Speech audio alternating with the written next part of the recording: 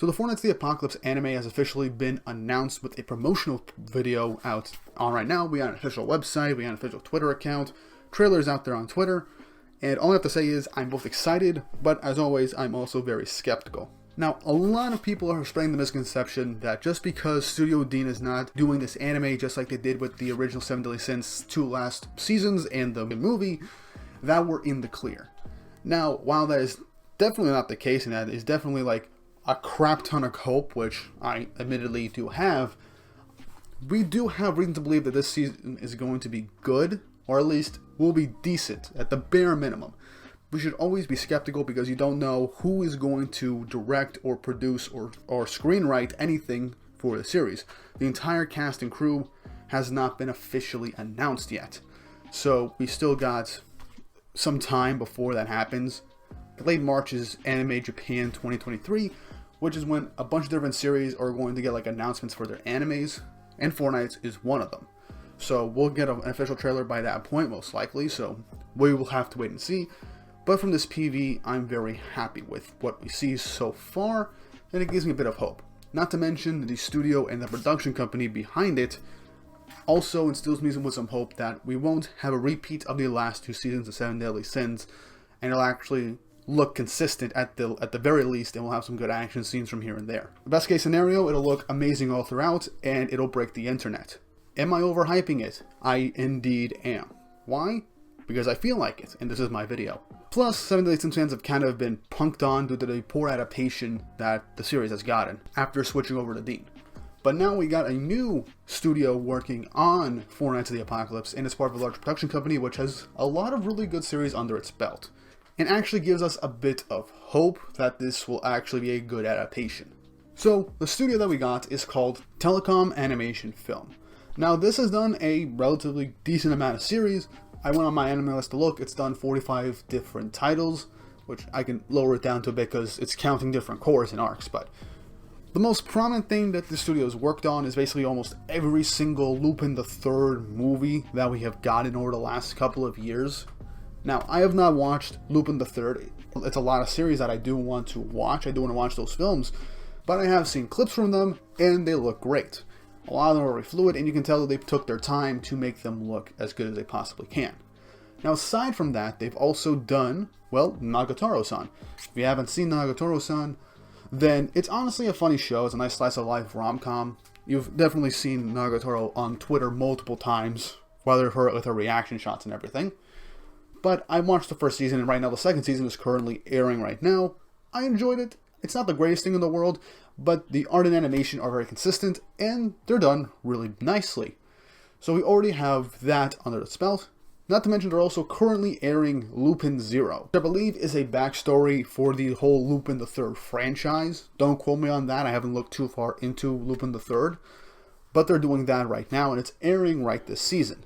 They've also done an action anime called Chain Chronicle. I'm not sure what it is. I remember watching the show a long time ago when I was first getting into anime. Now, I honestly don't know if this is an original production or if it's based off of a game or a manga or something. Don't quote me on that. It's been a long time since I've seen it, but I did look up some clips from this series, and a lot of the action scenes look pretty well done. It's nothing super explosive, aside from a few moments, but it looked passable, it looked good, so I was really happy with it. And another thing I want to note, they were responsible for animated Tower of God. Now, we all know that Tower of God was a rush production. I think we can attest that to either a very tight schedule, as well as perhaps Crunchyroll not giving enough money to make a full 24 episode season to properly adapt everything up to the point where Tower of God was meant to end for its first season. I don't know anything. If you have any extra information, let me know in the comments. But we can all agree that Tower of God, I think the animation style was really relatively well done, and just the animation in general, especially for key moments, looked great. So, even though that season was rushed, the show itself looked really nice. So already we have a studio that actually had a number of series under its belt, and they've adapted a lot of series pretty well. Something that I actually realized, apparently, they actually helped work on a couple of episodes, I believe, of Batman the Animated Series and Superman the Animated Series. So that already builds up my hope, because us here in the West know that those are basically the most iconic versions of those superhero characters in some of the best of superhero media ever. I don't know if I'm overhyping it, but those series deserve the hype. So if they helped work on those episodes, I'm all here for it. So there's that. But another thing that helps build up a bit of hope for this is the production company, TMS Entertainment, which has done a lot of series. And I'm just going to say like the most popular ones that they've done and the most prominent ones that look amazing that they're responsible for. So let me just list off. They did all the seasons of the Fruit Basket reboot and even the prelude that were released later last year.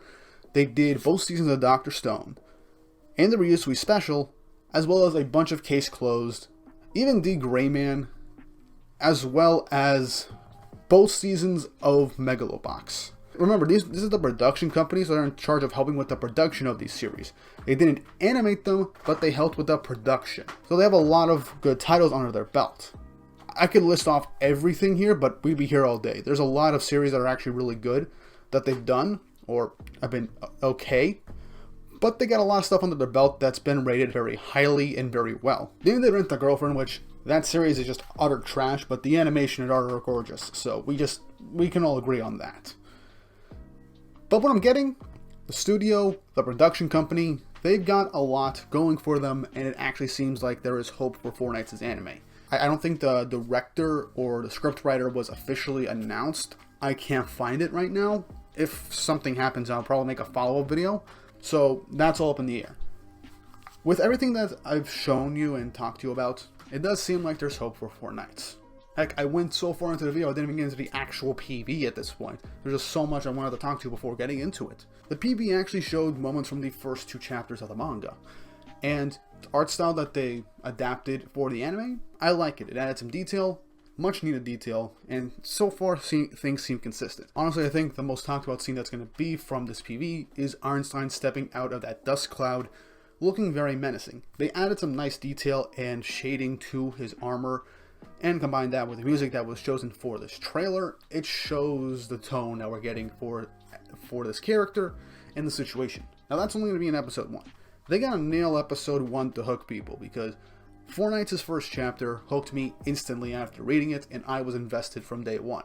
I don't know how this is going to be adapted. Like I said, we don't know the director. We need to know the animation director, the animation staff, who's going to be storyboarding, who is going to be animating it. There's a lot to think about. Nothing's been officially announced yet, and we won't get anything most likely until late March at Anime Japan, when we get an official trailer most likely.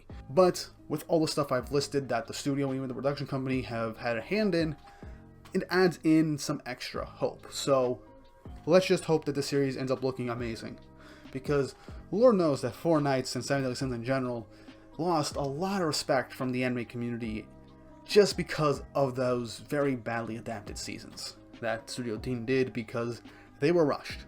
And that is another big thing. Is the season going to be rushed? It's been about a year since the official announcement. It's been almost a year since we officially got an announcement that we were getting an anime.